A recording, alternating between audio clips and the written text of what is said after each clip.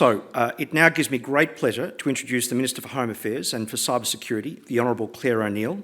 I should say, as Commissioner, we should also do the democratic thing, also the member for Hotham, first elected in 2013, who's had a number of public and private sector and elected roles, including earlier on Mayor of the City of Greater Dandenong. And Minister, thank you very much for wearing purple, which is the AUC's colour. You've gone the extra mile, and we've never had a minister do that before, and we're very appreciative. So thank you very much. Over to you.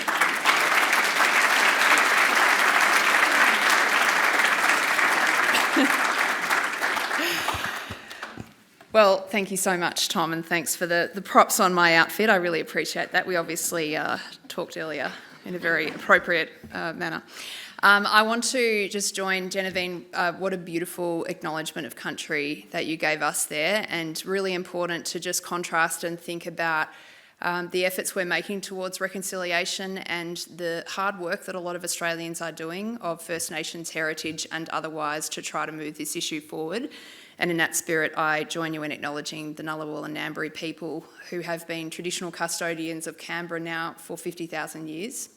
A lot of people would have heard before that Canberra is a traditional place of our First Nations people of really important conversation. And ANU is built on this very sacred land in that respect, and the work that Genevieve you're doing, that Brian Schmidt did before you, is building an institution that's of fundamental importance to the work we do up on the hill. I want to thank Tom and the Australian Electoral Commission. It's so great to be here with you, and I want to acknowledge Steph Foster, the wonderful secretary of my department. I know you're all aware of this, but Steph is driving some incredibly important change in the Home Affairs Department at the moment, and she's just doing a wonderful job, something we're working very hard on together.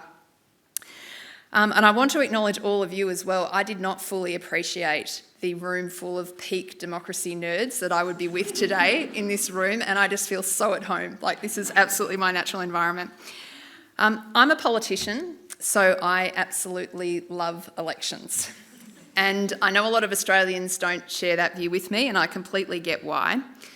But to me, and I think to most of us here, it borders on simply heavenly to seeing the citizens of our country talking and thinking about the issues that matter to their lives, holding their politicians to account, making real choices about the direction of our country and the people they want to see lead us in that direction, and doing so peacefully at the ballot box. Election days are extra special too in my neck of the woods. Hotham, as Tom mentioned, is one of the most truly multicultural parts of our country. There's around 100 odd countries of origin represented in my local area.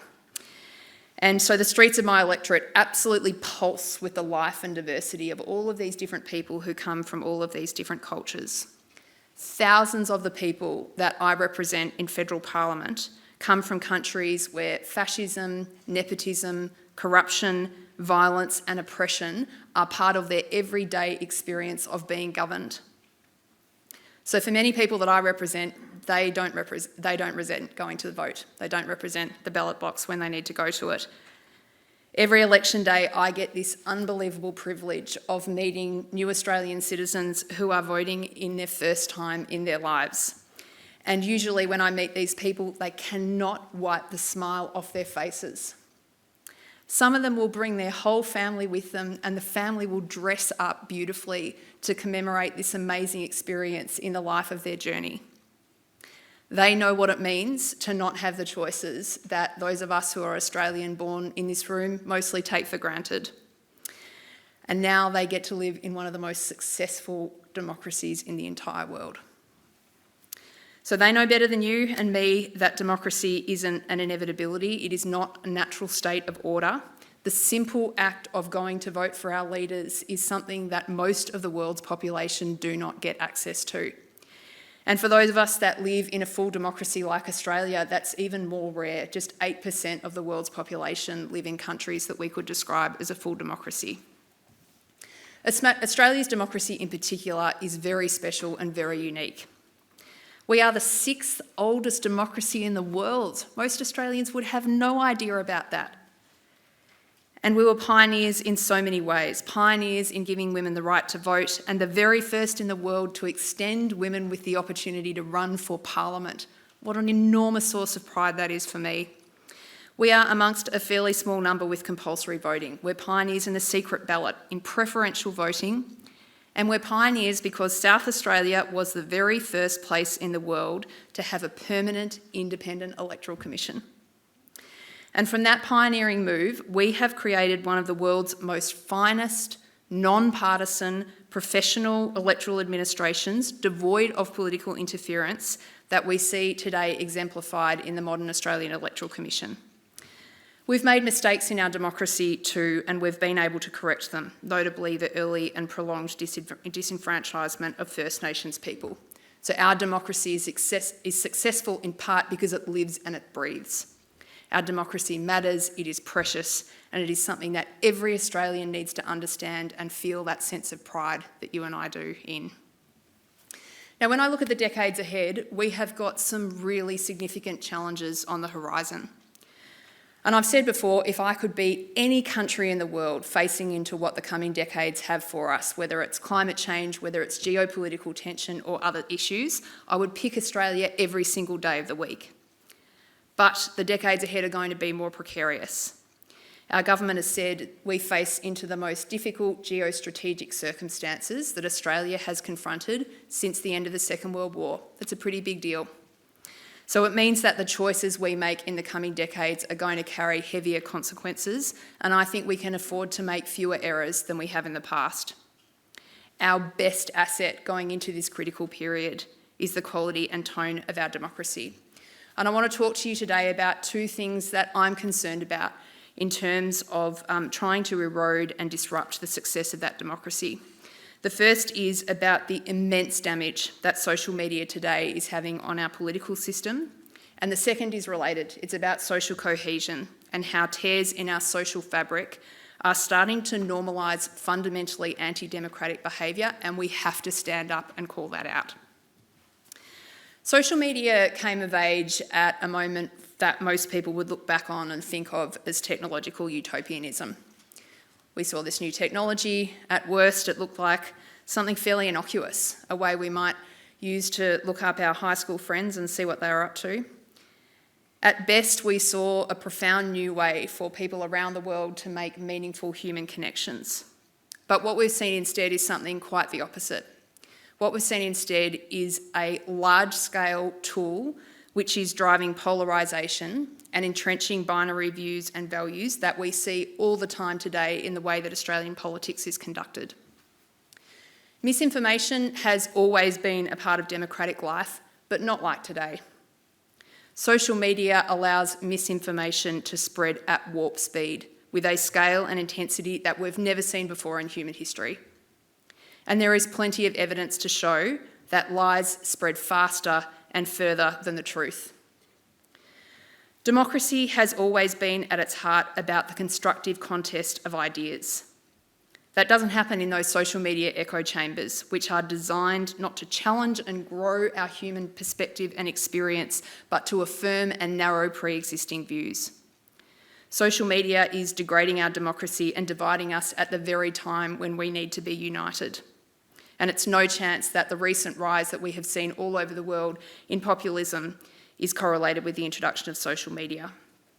What's really worrying me about this problem is that what we're seeing now, I think, is the tip of the iceberg. And Tom spoke, and Genevieve spoke a little bit earlier about generative AI and what we are going to see with a technology that we are still coming to grips with from a regulatory perspective, and how this will further turbocharge the construction and the sharing of profound misinformation. Social media is also threatening our democracy because it is probably the principal vehicle today by which our main concern as a country, our main national security concern, that is foreign interference, is being conducted. Social media platforms are allowing malign actors who seek to do Australia harm to gather pretty detailed intelligence about the citizens of our country so that they can be targeted, and those same actors are then using social media platforms to promote malicious narratives that undermine trust in our leaders, institutions and fellow Australians. These social media companies and digital platforms, they're not an organic development. They're not a natural extension of the way that you and I as human beings conduct public discourse. They are products and platforms developed and operated by private companies that have, in essence, sacrificed the health of our democracy at the altar of profit. By impeding our access to the truth, by polluting our society with harmful content, by assisting foreign agents to interfere in our precious democracy, and by weaponising our baser instincts, social media is a genuine and growing threat to our democracy, and that makes it a genuine and growing threat to Australia's national security. The second challenge I want to speak to you about is the deterioration of social cohesion. Now, of course, these two problems are interconnected. I talked to you about the beautiful diversity that I see in my electorate of Hotham, and if we are looking for success stories of social cohesion in modern Australia, I would love for you to come to my electorate in southeast Melbourne, because on every single street in my suburb, there are dozens of beautiful stories of people who come from countries all over the world and share and focus on their common unity. Dozens in every street and hundreds in every local school. This sort of social cohesion is essential to the success of our country. It's essential to our way of life as Australians. It underpins our well-being, our trust in others, and our confidence in our public institutions. The more connected Australians feel to their shared citizenship, to their own country and to each other, the safer we will be and the better quality our democracy will be. But across Australia, those metrics of connection and of unity, we can see that they are in decline. They're actually in long-term decline, but particularly steep decline in recent years. A key indicator has been the increase in Australians reporting experiences of prejudice based on their ethnicity, religion and migrant status in recent years, and that trend has really, really hotted up in recent months as the conflict has started in the Middle East. I think for those of us who don't come from a diverse background, we cannot truly appreciate how pervasive Islamophobia and anti-Semitism are in our country today. A lot of you in this room probably have the beautiful experience that I do of being able to speak to people who come from different cultural backgrounds, and so you will know this to be true. Discrimination is a pervasive part of life for people who are visibly religious in our country today, especially from these two religious backgrounds. The Executive Council of Australian Jewry noted a 41.9% increase in anti-Semitic incidents in Australia between October 2022 and 30 September 2022. And then between 7 October, when the conflict began, and December 2023, there was a 738% increase in anti-Semitic incidents. This is real. It's really happening to people in our community.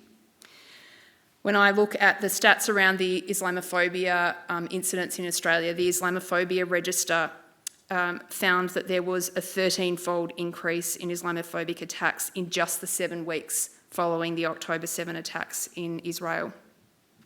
Now, there's absolutely no question that these filter bubbles and echo chambers of social media that I talked about, powered by these opaque algorithms, are germinating and growing bigotry in our country, and we need to fight back. They are not just straining the social fabric, they are ripping at it continuously and aggressively.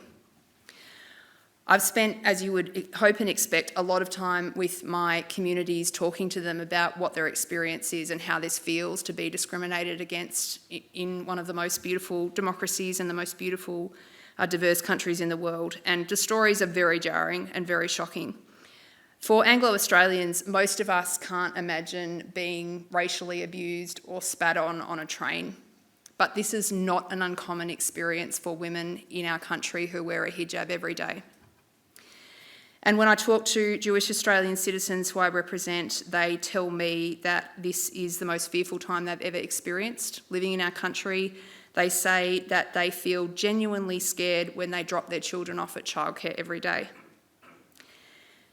Now, there are very strong beliefs about the conflict in the Middle East, but I see this as a test case for how a country like ours can manage a difficult issue where lots of people in our country will have strong and different beliefs about something. I support people's right to express their views about the conflict in the Middle East and any other matters that they care about. The right to protest is a basic right in Australia, and it is a fundamental part of our democracy. But when we see protests that engage in violence which alienate vulnerable members of our society from services and representatives, we have to push back. The right to protest is not a blank cheque for behaviour that threatens social cohesion in our country. And I think it's really important for us all to understand what's at stake here. It's nothing less than the social cohesion of our community and the success or failure of one of the strongest and oldest democracies in the world. Now, what lies at the heart of these two critical things, of the success of our community and the success of our democracy, is mutual respect and civility. And once we lose these things, they are very, very, very hard to regain. What I see is that every time communities like ours engage in conflict of any sort, we're setting norms and standards for public debate. These are norms and standards for what we do, for how we express our views, for the words we use, for what we accuse each other of. And these norms and standards really matter. We've got a lot of democracy experts in this room, and I'm sure all of them will share this view. Democracy is about institutions, it's about good laws, it's about strong people who stand up and defend the democracy. It's also just about culture, about how we resolve conflict. Now, usually in Australia, we play out our differences about political issues in a way that respects the safety and right of other people to hold a different opinion, and I see that every day in my work as a Member of Parliament. But the most important cornerstone view of all is that we resolve these differences peacefully and at the ballot box. When I see some of the activity that's going on today, preventing vulnerable people from accessing government services, that's not respectful of our fellow citizens. Jamming open the door of the offices of politicians and screaming so that our staff have to leave shaking with fear. These are not democratic ways of expressing belief. Painting blood red symbols of terrorism, leaving childlike fake bodies outside the offices of elected representatives. These are not properly peaceful protests. They are menacing, they are violent, and they are unacceptable. We need to remember that when we're setting these standards, whatever our views are, we are setting new norms, and one day the shoe is going to be on the other foot. And we are going to want to stand up and we're going to want to call out standards and behaviours that are acceptable when people on the other side are prosecuting in the ways that we don't like, and that's got to be remembered.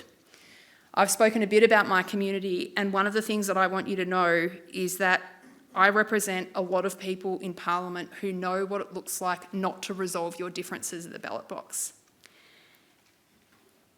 In some countries of origin, for people I represent, violence and civil unrest, that culturally is how things are done, and thousands of people are living in my community right now because they fled those regimes to come to Australia because that's not how we do things.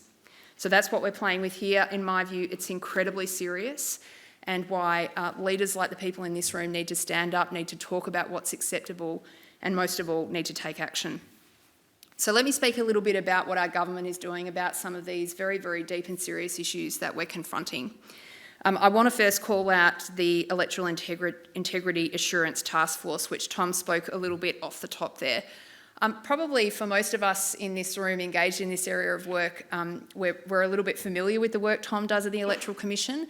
I don't think most Australians would have any real notion, Tom, that your organisation is not just doing the nuts and bolts of how we get polls out the door and run elections, but you're actually really deeply involved in this conversation about making sure that some of what we've seen in other countries around the world where technology has been used to interfere with the electoral process is a no-go zone for us here in Australia. So I want to really just note how forward-leaning the AEC has been on particularly those issues where new technologies are becoming really prevalent, and Tom, I think your work's really, really commendable on that.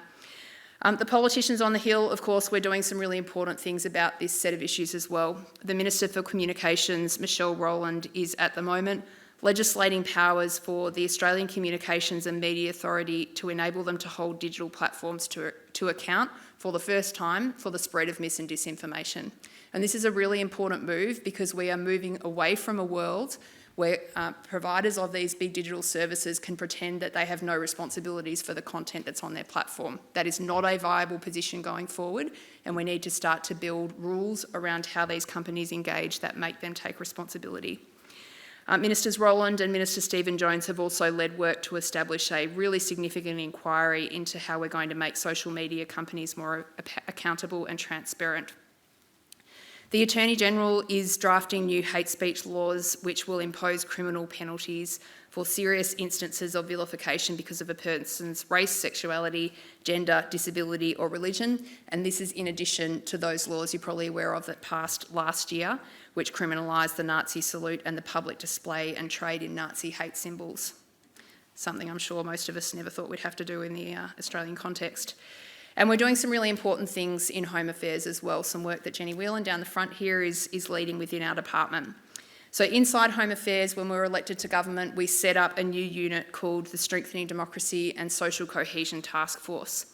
And this is really focused on a very important question, which is, I've said before, the issues facing our democracy in some respects are much admired problems. There's a lot of articles, probably into the millions of pages, of ways in which we describe what's going wrong with democracy around the world, not as much focus on the solutions. And Jenny and her team have been doing a huge amount of work thinking about what practical, concrete steps we can engage with to get active participation and build those ingredients to successful democracy that we know are really important. And I'll be launching Jenny's work a little bit later this year, and I'm really excited about the work that's been done. Something else that the department's very focused on is some of the social cohesion issues that I talked about before. We've done a lot around grant announcements and about supporting communities who are in genuinely very deep distress about what's going on in the Middle East at the moment. And the work that's been done there is really, really important as well. One thing I just want to leave you with is, I'm a politician and I've been involved in politics almost my whole life. And one of the reflexes I do notice in our dialogue about challenges that we face is that there's a lot of discussion and almost a reflex towards programs and laws. How can we change? What can we do? We're going to set up a program, we're going to change a law. And these things are all really, really important. But something I'm always reminded of when I talk to my voters is actually the most important things our politicians can do is think really carefully about what they do and say. Sometimes the most powerful thing we have in politics is our voice. And I just want to say that I think this is a really unique moment for our country, a really important one. And what we need is national leaders whose natural instinct is to bring people together. My honest view is that we have that in our Prime Minister today, and I think we've got the right person leading our country, taking us into what is some very difficult territory. I really want to thank all of you for being here today and just engaging in this conversation. I hope you can see and feel my genuine passion for the work that you do. We've got electoral commissioners here from all over the world. What an amazing thing for us here in Australia to host you and to hear your ideas about how you're confronting and dealing with some of these topics. So it's really nice to be here with you today. I really want to thank you all for your time and attention, and most importantly for the leadership you're showing in solving one of the most important things and challenges we face as a country. Thanks everyone.